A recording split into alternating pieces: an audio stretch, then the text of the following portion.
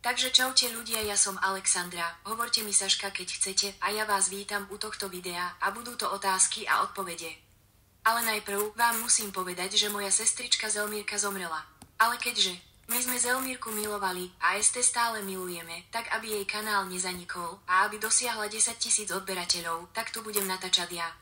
Zelmírka je teraz určite šťastná. Takže jej nezabudni dať odber a my ideme na video. Prvá otázka, prečo macky neznášajú kúpeľ? To sa ma akože vôbec niekto pýta. Veď kúpeľ je nás najväčší nepriateľ. Ďalšia otázka, aké je tvoje obľúbené miesto na spanie? No predsa posteľ mojej majiteľky, no to je aj moja posteľ. Ďalej, má plány ako zničiť vesmír, ako mala Zelmírka. Áno, ona mi ich všetky povedala. A aké? Tajne. Prečo macky milujú skákať na stôl? Lebo ľudia nehádzu jedlo na zem, takže si po ňom musíme ísť samé. Máš nejaký plán na dnešok?